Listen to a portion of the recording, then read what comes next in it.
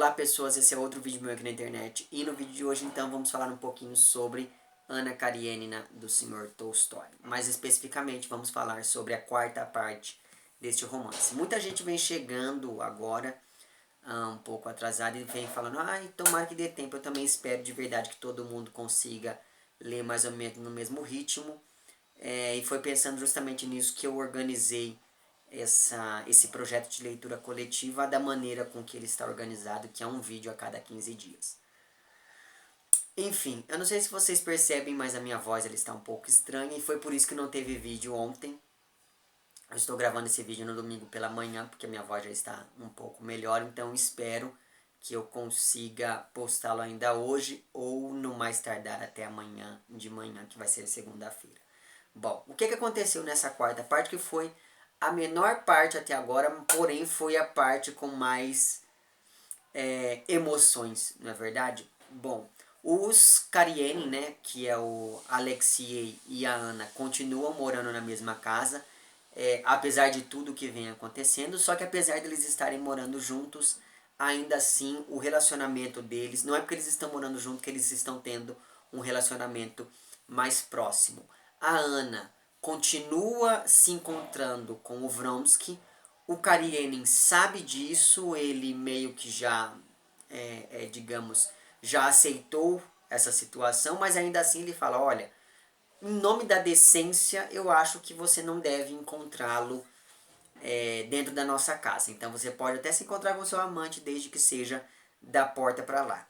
Só que aí o que a Anna faz, porque ela é uma coitada que está em uma situação muito difícil, e o marido dela é um louco desalmado que tem a capacidade de fazer uma barbaridade dessa. O que ela faz? Ela vai e chama o Vronsky para dentro de casa. Ela aproveita um dia em que o Karenin vai ali sair durante a noite para um teatro ou coisa do tipo, e daí ela vai e fala, ah, então Vronsky, venha até aqui em casa para que a gente possa se encontrar sem o meu marido nos atrapalhar.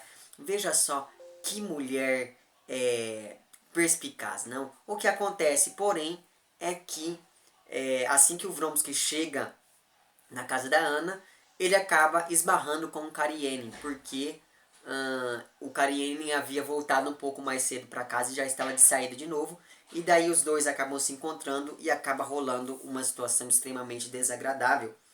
E daí é muito engraçado porque logo no início dessa quarta parte, a gente acompanha a descrição de como está sendo ali o dia a dia dessas pessoas, e daí veja só o que é dito sobre o Vronsky. Isso está logo no início do capítulo 1, digamos assim, dessa quarta parte. Logo no fim do segundo parágrafo diz: Vronsky, submetendo-se a ela, à vontade de Anna, a contragosto, também esperava que algo independente de sua ação viesse por força resolver todas as dificuldades. Ou seja, o que a gente tem aqui é um embate muito interessante entre as consciências do Karenin e da Anna, no sentido em que ela se sente pesarosa pela situação toda e está tentando encontrar algum jeito de mudar essa situação. O Karenin está se sentindo pesaroso disso tudo, está tentando arranjar um jeito de encontrar uma saída para essa situação. E enquanto isso, o Vronsky fica lá torcendo para que algo aconteça sem que ele precise fazer nada. Porque aí você vai criando um ranço cada vez mais forte por esse sujeitinho, não é verdade? E daí depois, logo aqui no segundo capítulo dessa quarta parte, assim que o Karenin está saindo de casa e dá de cara com o Vronsky, veja lá o que o Vronsky diz. Isso nessa minha edição aqui está na página 354. Que situação, pensou. Se ele se batesse em duelo, se saísse em defesa de sua honra, eu poderia agir, dar vazão aos meus sentimentos. Mas essa fraqueza ou infâmia, ele me deixa na posição de um impostor, o que eu não queria e não quero ser. Ah, Vronsky, vai caçar o que fazer, né, meu filho? O cara vai, trai ele vai, fica com a mulher do outro, O outro aceita, fala tudo bem desde que não seja embaixo do meu teto. E ele ainda se acha no direito de falar, ah não, eu sou uma pessoa honrada, eu não quero que as pessoas pensem o contrário de mim. Mamar na vaca ninguém quer, não é verdade? Mas enfim, o fato então é que eu não sei quem nessa história toda é pior, se é a Ana ou se... Não, eu acho que a Ana ainda consegue ser pior do que o Vronsky, porque apesar de tudo isso, ela ainda fica se fazendo de coitada. O fato é que, após esse encontro extremamente desconfortável e desagradável entre Karenin e Vronsky, o Karenin não se vê em outra situação e acaba então tendo uma discussão muito séria com a Ana, acaba pegando ali algumas cartas que o Vronsky havia escrito para ela e levando até um advogado. Então ele tomou a firme decisão de que ele vai cumprir aquilo que ele havia deixado ali meio que na entrelinha, naquela carta que havia escrito na terceira parte para a esposa, e resolve que ele vai pedir o divórcio e vai ficar ali então com o filho, com o Seriódia. Muito bem, ele vai até esse advogado, se intera do que ele pode fazer, e infelizmente as cartas não são o suficiente para provar que a mulher dele estava sendo infiel, porque sim, na Rússia daquele período você só poderia pedir o divórcio em 3 situações.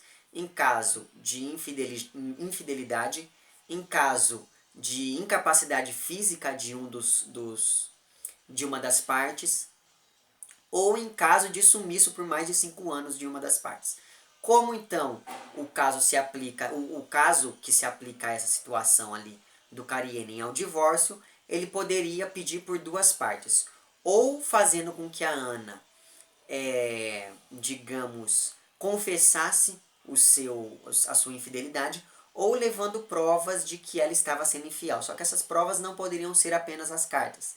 Ele deveria levar também testemunhas da infidelidade da esposa, nem que fosse o próprio amante. Mas enfim, ele acaba então resolvendo pensar no que ele vai fazer, só que ele acaba em um determinado momento aqui escrevendo para esse advogado, e logo no fim dessa quarta parte a gente fica sabendo então que ele entrou de fato com o pedido de divórcio junto da justiça. Bom,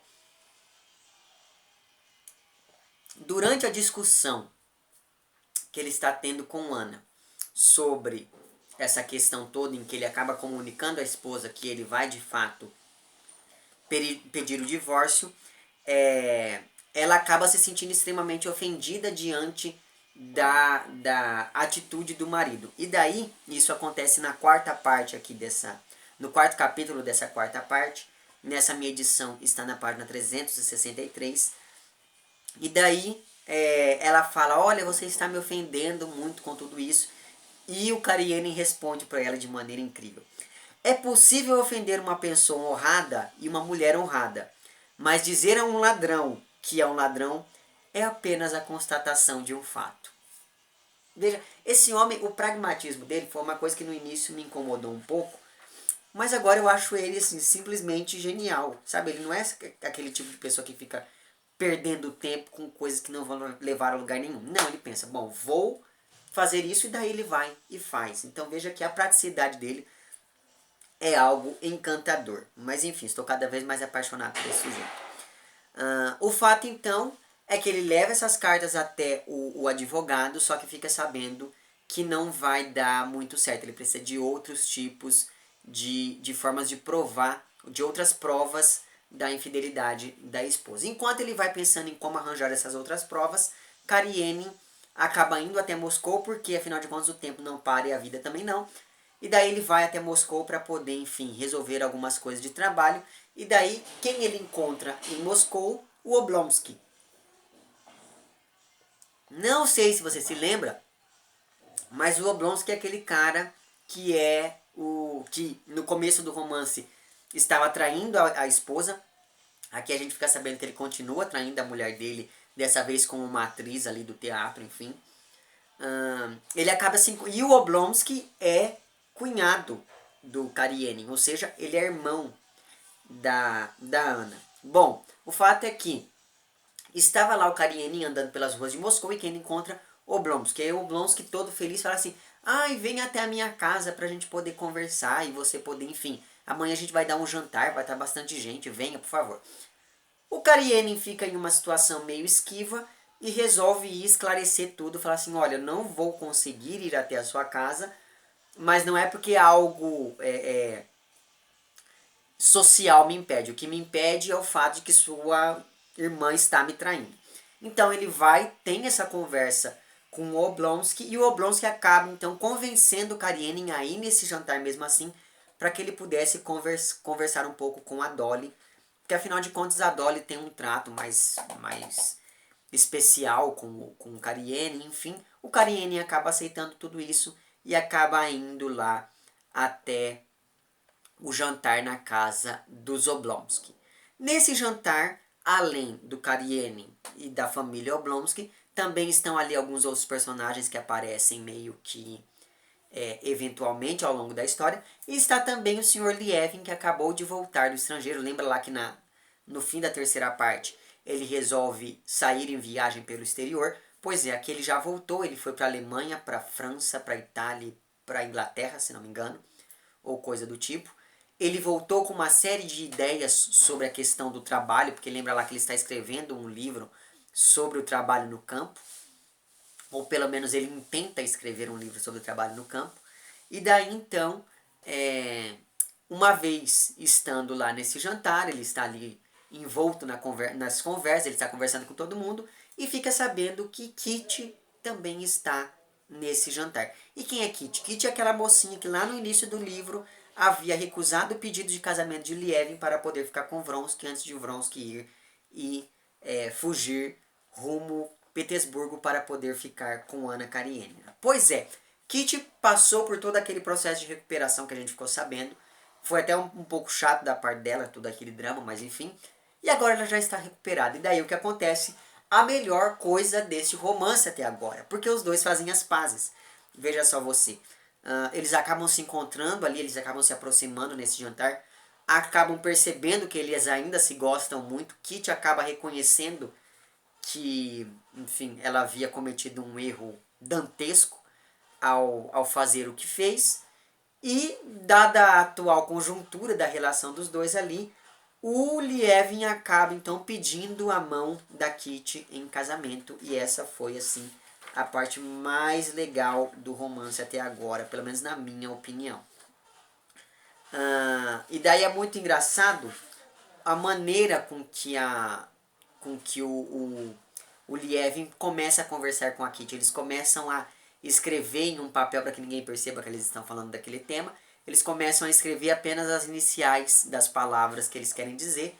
E daí eles meio que entendem-se mutuamente. E é desse modo que ele vai lá e pede a mão da moça em casamento. E daí o tradutor puxa aqui uma nota de rodapé e diz que esse foi o método que o próprio Tolstói utilizou para poder se declarar a sua esposa e pedi-la em casamento. Então veja só que é de uma delicadeza muito grande a descrição da relação desse casal. Mas enfim, no dia seguinte então, o Lievin vai até a casa dos pais da Kitty para poder, enfim, comunicar-lhes do noivado. Ele é muito bem aceito ali na família. Só que ele acaba sentindo a necessidade de contar alguns segredos de sua vida para Kitty. Um deles é de que ele não acredita em Deus, o que ele pensou que fosse ser uma coisa prejudicial, uma vez que a moça é católica fervorosa. E a outra, não sei se católica, mas enfim, ela é uma religiosa fervorosa. E a outra coisa que ele gostaria de contar é que ele não é tão puro quanto ela, se é que vocês me entendem. Mas enfim, ele acaba contando isso para a moça fica ali meio que abalada, mas ainda assim tudo acaba bem entre este casal, pelo menos por enquanto. Bom, enquanto tudo isso está acontecendo, enquanto essa situação desses dois personagens já está muito bem resolvida, o Karenin conversa com a Dolly, ele acaba sendo muito receptivo àquilo que ela tem para falar, só que ainda assim ele se mantém firme na sua decisão de pedir o divórcio para a esposa. Só que aí o que acontece quando ele chega de volta no apartamento onde ele está se hospedando ali em Moscou, ele recebe uma carta da Anna dizendo que ela está muito doente e que é para ele ir até São Petersburgo novamente para que ela possa se redimir diante dele. No primeiro momento ele pensa que aquilo ali é tudo um embuste, aquilo ali é um jogo dela para poder deixá-lo em uma situação ainda mais desconfortável do que aquela que ele está. Mas ainda assim, ele põe a mão na consciência e pensa, bom, é melhor eu ir porque vai que seja sério mesmo.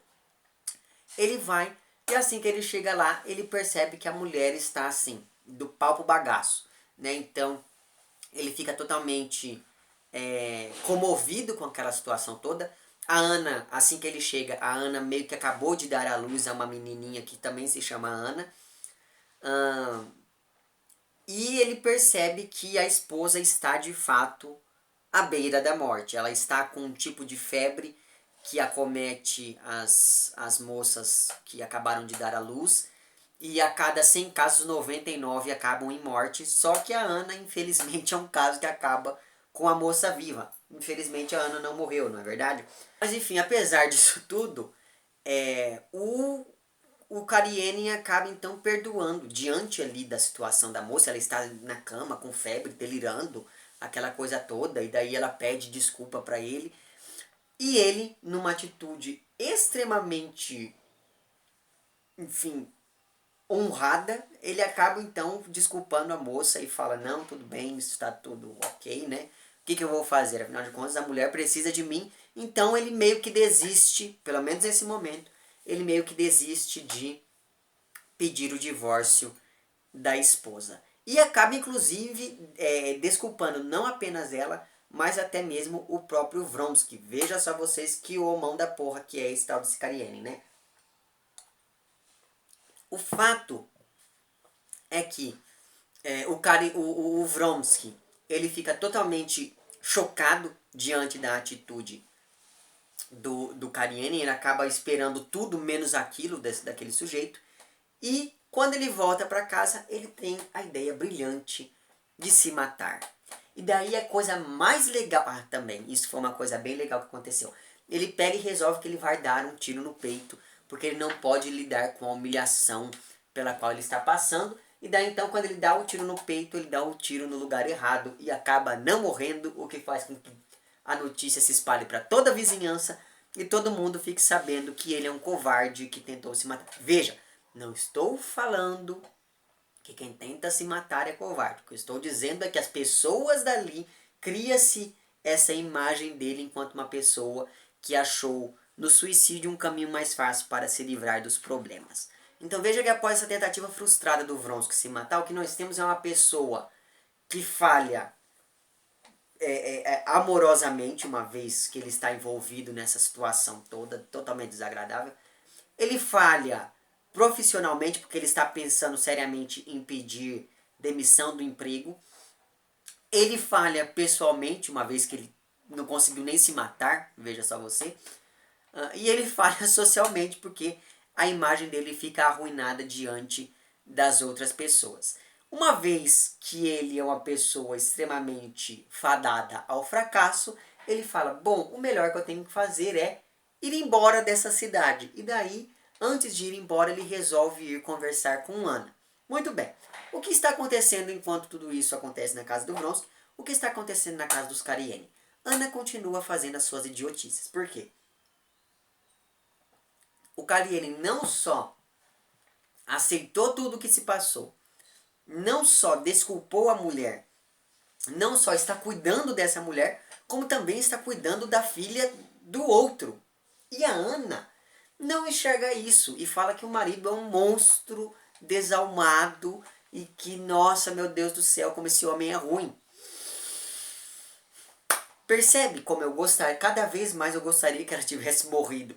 Mas enfim, o fato então é que Ana, uma vez que já se recuperou de sua condição de enferma depois lá do parto, ela decide que ela fica sabendo que o Vronsky vai viajar e decide que o melhor a fazer é ir embora com ele. E é exatamente isso que ela faz. Essa quarta parte termina justamente no momento em que Vronsky vai até a casa dos Kariene, conversa com a Ana e depois dessa conversa eles ainda se enxergam como dois amantes extremamente apaixonados. E depois dessa conversa o que eles fazem? Eles pegam e vão embora para o exterior, para o estrangeiro, deixando O seriótipo, veja como a Ana, ela ficou quantas páginas?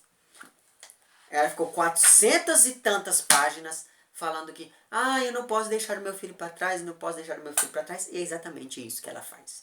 Né? Ela vai, o Cariene impede ainda assim o divórcio, depois que ele fica sabendo dessa coisa toda com o Vronsky. Ele pede o divórcio, só que aí a Ana deixa o marido sem resposta, arruma suas coisinhas e foge com o Vronsky para o estrangeiro, deixando tudo, inclusive o próprio filho, que é o tal do Seriótipo.